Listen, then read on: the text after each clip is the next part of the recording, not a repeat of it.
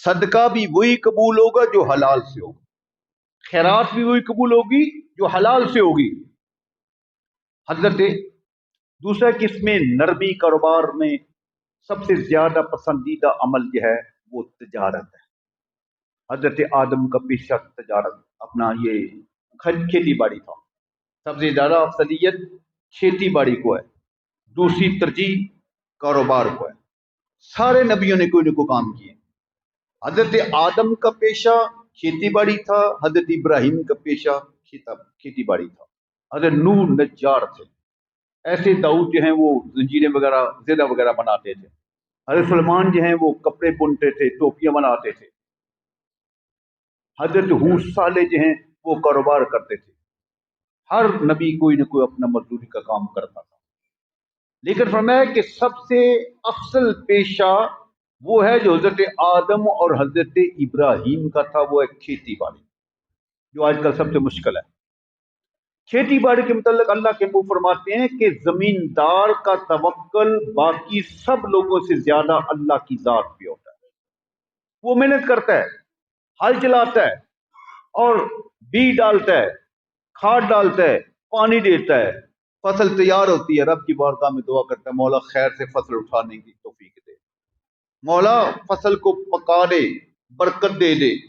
اب اس کی فصل سے آقا علیہ فرماتے ہیں کہ چور چوری کر لیتا ہے، جانور چپائے راستے سے گزرتے اس کی فصل کو اجاڑ دیتے ہیں، پرندے اچک کر اس کی فصل تیار کے دانے چگ کر جاتے ہیں، کوے گائیں بھینسیں گزرتی ہیں وہ بھی نقصان کرتے ہیں، چبائی بھی کرتے ہیں، پرندے بھی کرتے ہیں، چڑیاں بھی کرتی ہیں، اور راہ گزر مسافر بھی کرتے ہیں، اور کئی جو ہیں وہ ارادتاً باقاعدہ باغوں کی چوری کرتے ہیں۔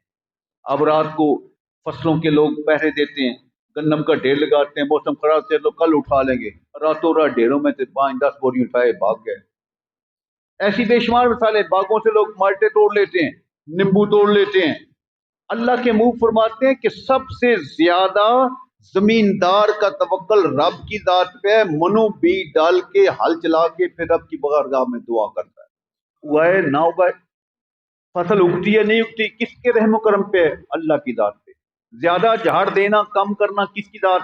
اللہ کی ذات ہے۔ تو زیادہ توکل زمیندار کرتا ہے تو سرکار فرماتے ہیں اس کی فصل سے کوئی جانور نقصان کر دے، انسان چوری کر لے یا اس سے چھین لے، پرندہ چگ جائے، کوئی بچہ نکل جائے، جو بھی اس کی فصل سے خواہ چوری ہو خواہ اس کو زبردستی کوئی جانور اجاڑ دے، کھا لے پی لے، سارے کا سارا زمیندار کے حق میں اللہ کریم صدقہ لکھ دے۔ فرماتا ہے میرے بندے کی فصل سے پرندے لے گئے، چوپائے لے گئے، انسان لے گئے، چوری کر لی، جو بھی کرے گا وہ تو اپنے گھر سویا ہوا ہے، اس کی زمین کتنی دور ہے، ڈیرا دور ہے، جو کوئی لے جائے راہ گزر لے جائے، اس کی طرف سے وہ صدقہ لکھ دیا جائے گا۔ یہ ایک زمیندار، کیونکہ زمیندار کے کاروبار میں مخلوق خدا ساری کا حصہ ہے، باقی کاروبار ذاتی ہیں، کچھ ایسے ہیں جن میں توسیع ہے، لیکن زمیندار کے کاروبار میں مخلوق خدا ساری کا حصہ ہے، اس میں پرندے بھی لیتے ہیں، چرند بھی لیتے ہیں، چوپائے بھی لیتے ہیں، انسان بھی لیتے ہیں، جانور بھی لیتے ہیں، اس کی سب کا حصہ زمیندار کے کاروبار میں ہے، اس سے نظام چلتا ہے۔ اس لیے اللہ کی فرماتے ہیں کہ اے محبوب ان کو بتا دو جن کا نقصان ہو گیا وہ بھی برکت لکھ دی جائے گی، صدقہ لکھ دیا جائے گا۔ زمیندار لوگ سمجھتے ہیں اس چیز کو، ذاتی تجربہ بھی ہم نے دیکھا ہے کہ مثلا یہ زمین جو ہماری اب یہ کنسٹرکشن ہو چکی ہے، سارے کہیں مدرسہ بن گیا، مکان بن گیا، کوٹھیاں بن گئی، یہ اپنی ہوش کی بات کر رہا ہوں، یہ کیونکہ نیائی تھی، کلا گجراں کی آبادی کے ساتھ تھی، یہاں اجاڑا ہوتا تھا، بچے کھیلتے تھے، سکول جاتے توڑ لی، منجی توڑ لی، گندم توڑ لی، گنا تھا گنے توڑ لیے، آگ لینے جاتے وہاں سے 2-4 ڈنڈے توڑ دیے۔ کتنی بار ایسی چیزوں کو دیکھا گیا ہے، لیکن سب سے زیادہ جھاڑ اس زمین کے ہے جو نیائی میں جہاں لوگ زیادہ اجاڑا کرتے ہیں اس کی فصل کا جھاڑ پڑتا ہے۔ دوسرا ہمارا ڈیرا تھا ایک چرگاہ بولتے ہیں، یہ ڈیرا چٹھا کے قریب ہے، وہاں اجاڑا نہیں تھا، آبادی کم تھی لیکن اس کا جھاڑ کم تھا، ادھر اجاڑا زیادہ ہے، لوگ بچے عورتیں لیکن اس کی برکت زیادہ ہے. یہ نبی پاک کا فرمان ہے کہ جو اس سے چوری کر لے، کھا جائے، لے جائے، پندے چگ جائیں، وہ سب اس کے نام پہ صدقہ ہوگا. اس لیے اللہ کو فرماتے کہ زمیندار والا کام اس میں صدقات خیرات زیادہ ہے. باقی آپ فرماتے ہیں کہ جتنے کاروبار ہیں ان میں تجارت یہ افضل ہے. تجارت افضل ہے، اس میں رزق بھی زیادہ ہے. یعنی کل رزق کا 9 حصے یہ تجارت میں ہیں. باقی کاروبار میں سے 9 حصے کاروبار میں جو تجارت ہے اس کا درجہ زیادہ سے زیادہ پرافٹ کماتا ہے تاجر. لیکن آپ نے پہلے حدیث میں بیان کی کہ جو تاجر ہیں ان کا انجام جو ہے وہ فاجرین کے ساتھ ہوگا، مگر وہ تاجر جو اللہ سے ڈر گیا، متقی بن گیا، سچ بولتا رہا، اس کا درجہ ان سے بلند ہوگا، بلکہ ان کو اللہ کریم نبیوں اور شہیدوں کے ساتھ درجہ دے گا. جو بازار میں جھوٹ نہیں بولتا، سودا فروخت قسم نہیں کھاتا، ملاوٹ نہیں کرتا، دھوکہ نہیں کرتا، کام تو نہیں تولتا، اس تاجر کی شان زیادہ ہے جو اپنے کاروبار میں فیر، دیانتدار، ایمانتدار اور رحم کرنے والا. یہ حدیث پاک میں آتا ہے. علماً حضرت حذیفہ نے روایت کیا کہ ایک آدمی، اس کا وقت نزا آ گیا، جان کنی کا وقت آ گیا، جان نہیں نکل رہی تھی. اللہ کے محبوب تشریف لے گئے، پوچھا کیا کرتا ہے، کوئی زندگی کا کوئی ایسا کام جو تو نے اچھا کیا ہے اس کا واسطہ دے کر رب کی بارگاہ میں التجا کی جائے. عرض کرتا ہے یا رسول اللہ میں تاجر ہوں، لیکن ایک کام میں نے کیا ہے کہ تجارت کے اندر جھوٹ نہیں بولا اور نرمی رکھی ہے، رحم دلی کا مزہ رکھی ہے. حتیٰ کہ کوئی مالدار آدمی بھی مجھے رحم کی اپیل کرتا تھا تو میں رحم کر دیتا تھا. اگر کمزور آدمی سودا جو طے ہو چکا ہے اس کارے میں کمی مانگتا تو کر دیتا، تخفیف کی التجا کرتا تو کر دیتا. اگر میں سمجھتا کہ آدمی یہ تنگ دست ہے، اس سے رقم ادا نہیں ہوگی، تو میں اس کو معاف بھی کر دیتا تھا، میں اس کو معاف کر دیتا تھا. یہ بیچارہ اتنا تنگ دست ہے، یہ قیمت ادا نہیں کرتا، تنگ حال ہے، رحم کرتا تھا، نرمی کرتا تھا. اللہ کریم فرمایا تو اس سے زیادہ میں رحم کرنے والا. اے میرے بندے، اگر تو عفو درگزر کرتا تھا، میرے بندوں سے رحم کرتا تھا، پیار کرتا تھا، ان کو درگزر کرتا تھا، مجھ رب سے بڑا اور کوئی درگزر کرنے والا نہیں. میں نے تیری زندگی کے گناہوں کو معاف کر دیا، درگزر کر دیا. فرمایا اس کو جنت میں بھیج دو، یہ رحم کرنے والا ہے. اس لیے اللہ کے بندوں سے رحم کرنا، ان سے نرمی کرنا، ان سے پیار کرنا، ان سے محبت سے پیش آنا، یہ رب کو سب سے زیادہ چیز پسند ہے. فرمایا کہ تاجر جو امین ہے، دیانتدار ہے، اس کا درجہ بہت بلند ہے.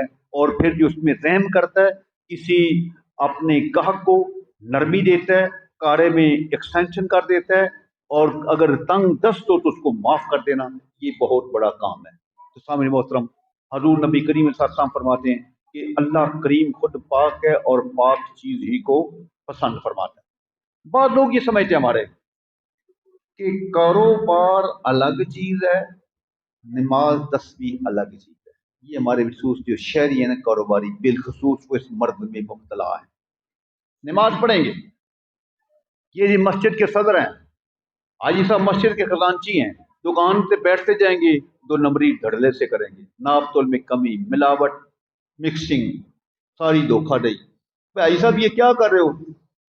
ادھر تم نماز پڑھ رہے ہو، مسجد کا نظام بھی سنبھالا ہوا ہے، اور یہ کیا کرتے ہو؟ کہتے ہیں وہ عبادت ہے، یہ ہمارا کاروبار. یہ تقسیم غلط ہے. دین اسلام فقط نظام عبادات کا نام نہیں ہے، دین مکمل ضابطہ حیات ہے. اس میں معاملات بھی ہیں، عبادات بھی ہیں، حقوق العباد بھی ہیں، حقوق اللہ بھی ہیں. بچے کے پیدا ہونے سے لے کر قبر تک جانے کا مکمل دستور قانون موجود ہے. اور ایک دو چیزیں عرض کرتا ہوں. بات کرتے ہیں کتنا حرام کما لیا، اچھا اس میں سے کچھ مسجد کو دے دیتے ہیں، کچھ مدرسے کو دے دیتے ہیں، کچھ غریبوں کو دے دیتے ہیں، اب وہ سارا کھاتا کلیئر ہو جائے. یہ غلط بات ہے. اللہ کے محبوب صلی اللہ علیہ وسلم کی بارگاہ میں کیا یا رسول اللہ، یہ جو حرام سے صدقہ خراج کرتے ہیں اس کی کیا صورتحال ہے؟ فرمایا بڑا واضح سے ارشاد ہے، ایک تمہارا کپڑا ناپاک ہے، تم اس کو پیشاب کے پانی سے دھو دو، کیا وہ پاک ہو جائے گا؟ تمہارا کپڑا ناپاک ہے، تم پیشاب کے پانی سے، پیشاب سے کپڑا صاف ستھرا کر دو، صابن لگا دو، پاک ہو جائے گا۔ عرض کی یاسا وہ تو پاک نہیں، وہ تو پلید اور پلید ہو جائے گا۔ فرمایا یہ لوگوں کی بھول ہے کہ ہم حرام کما کے، سود کا مال، چوری کا مال، غلط چیزیں کما کر ہم اس میں سے کچھ صدقہ کر دیا ہے، غریبوں کو دے دیا ہے، اب ہمارا وہ مال پاک ہو گیا ہے۔ نہیں، پاک نہیں ہوگا۔ حلال ہی مال سے پاکیزگی ہوگی، اسی سے قبولیت ہوگی۔ رب کا بڑا واضح فرمان ہے کہ اللہ پاک ہے، پاک چیز ہی کو قبول فرماتا ہے۔ حرام کی کمائی ایسے ہی ہے، تم صدقہ خیرات کرتے ہو جیسے تم ایک گندے کپڑے کو پیشاب کے پانی سے دھو رہے ہو، اس سے آگے اس کی کوئی حیثیت نہیں۔ تو اللہ کریم فرماتے ہیں کلوا من طیبات ما رزقناکم، اے ایمان والو تم اس میں سے کھاؤ جو ہم نے تمہیں رزق حلال دیا ہے، حرام کی قریب نہ جاؤ۔ تو حضور نبی کریم فرماتے ہیں حرام حلال تو بڑا واضح ہے، جو اللہ کے بندے ہیں وہ تو مشکوک چیز سے بھی بچتے ہیں، مشتبہ چیز سے بھی بچتے ہیں۔ یہ تقوی ہے، پرہیزگاری ہے، پارسائی ہے کہ وہ لوگ جس میں ہلکی سی ملاوٹ ہے وہ بھی قبول نہیں کرتے۔ حضرت ذوالنون مصری رحمت اللہ تعالی علیہ، آپ کسی مقدمے میں حکومت وقت نے ان کو پھنسا دیا، جیل میں ڈال دیا۔ اب ان کے مریدین تھے، ایک مریدنی کو پتا چلا کہ میرے حضرت جو ہیں ان کو جیل میں بند کر دیا گیا ہے، تو میں ان کو کھانا بھیجتی ہوں، وہ بھوکے ہیں بیچارے، قید کر رہے ہیں۔ کھانا اس نے دے کے بھیجا، تیار کر کے بھیجا، تو کھانا جیل کے جو ہیں ان کے ملازم، ان کے راستے ہی جانا تھا۔ جو جیل کا ملازم تھا اس کو کھانا دیا کہ میرے حضرت ذوالنون مصری ان تک یہ کھانا پہنچا دو۔ آپ نے انکار کر دیا۔ پوچھا گیا حضور یہ کھانا میں نے اپنی حلال کمائی سے گھر سے تیار کر کے آپ کی خدمت پیش کیا ہے کہ آپ بھوکے ہیں، قید میں ہیں، تو یہ تو اپنی مرضی سے دیتے ہیں، نہیں دیتے، تو میں نے یہ آپ کی گفٹ کیا ہے، تحفہ کیا ہے کہ آپ بھوکے ہیں، میں نے کھانا اپنے حلال گھر کی کمائی سے لیا ہے۔ میں کھانا تو حلال تھا، اس میں کوئی شک نہیں، لیکن مجھ تک پہنچانے والا جو تھا وہ ان کا ملازم ظالم تھا، جس کے توسل سے وہ حلال کھانا مجھ تک پہنچایا گیا تھا۔ میرے ضمیر نے اجازت نہیں دی کہ وہ حلال کھانے میں ایک ظالم کا ہاتھ شامل ہو تو میں اس کو قبول کر لوں، اسی میں بھوکا رہنا برداشت کرتا ہوں، کھانا میں نے واپس کر۔ یہ ہے تقوی، یہ ہے پرہیزگاری، یہ ہے پارسائی کہ جس ذریعے کے اندر حرام شامل ہو جائے اس سے بھی اللہ کے نیک بندے، اللہ کے ولی انکار فرماتے ہیں کہ ہم اس چیز کے قریب بھی نہیں جائیں گے جس میں کسی ظالم کی تھوڑی سی ہیلپ آ جائے، وہ بھی قابل قبول نہیں ہے۔ تو ہم لوگ عائشہ کرتے یہ باتیں عرض کرتی ہیں کہ اللہ کے محبوب کو میں نے یہ کئی مرتبہ دعا مانگتے سنا کہ یا اللہ میں تیرے اس نام کا واسطہ دے کر دعا مانگتا ہوں جو تیرا نام طاہر بھی ہے، مطہر بھی ہے، پاکیزہ بھی ہے، اور جو نام تجھے طیب بھی ہے، پسند ہے۔ اس نام کے واسطہ سے میں دعا مانگتا ہوں جس نام کو تو سنتا بھی ہے، جو نام تمہیں پسند بھی ہے، اس نام کے صدقے مانگا جائے تو تو عطا بھی کرتا ہے، جس نام کے صدقے رحم کی اپیل کی جائے تو رحم کی اپیل کو قبول بھی فرماتا ہے۔ اگر مشکل میں انسان آ جائے تو اس مشکل کشائی میں تجھ سے مدد مانگی جائے تو اپنے اس نام کے صدقے مولا کائنات تو اس کو مشکل کشائی بھی فرما دیتا ہے۔ اس نام کے صدقے میں تیری بارگاہ سے دعا کرتا ہوں۔ تو یہ حلال روزی کمانا، کھلانا، القاسب حبیب اللہ، جو رزق حلال کمانے والا ہے وہ اللہ کا دوست ہے، اور جو حرام کمانے والا ہے وہ جہنم میں جائے گا۔ ایک حدیث پاک حافظ کرتا ہوں کہ جو انسان تاجر یا کاروباری حرام کرتا ہے، مکسنگ کرتا ہے، اللہ کریم اس کو جہنم میں ڈالے گا۔ ایک حدیث پاک میں آتا ہے کہ دو آگ کے پہاڑ ہوں گے، ان کے درمیان اس کو بیٹھنے کو حکم دیا جائے گا، فرمایا جائے گا اب ان دونوں پہاڑوں کی پیمائش کر، ان کی ناپ کر، ان کی لمبائی چوڑائی بتا کتنی ہے دونوں پہاڑوں کی، ان کے اوپر آگ لگی ہے۔ جب وہ انسان پیمائش کرنے لگے گا وہ جل جائے گا، بھسم ہو جائے گا۔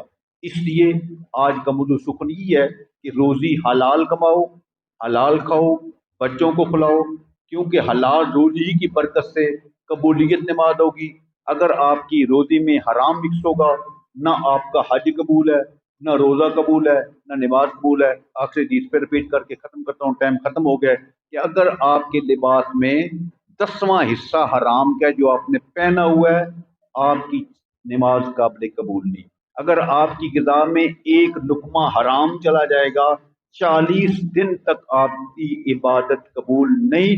دعا قبول کرنا تو بڑی دور کی بات ہے. اس کے لیے وہی بات کہ سعد بن ابی وقاص کو فرمایا کہ اے سعد، اگر تو چاہتا ہے کہ میری دعا قبول ہو تو رزق حلال صدق مقال کو اپناؤ، دعا قبول ہوگی. اللہ تعالیٰ کی بات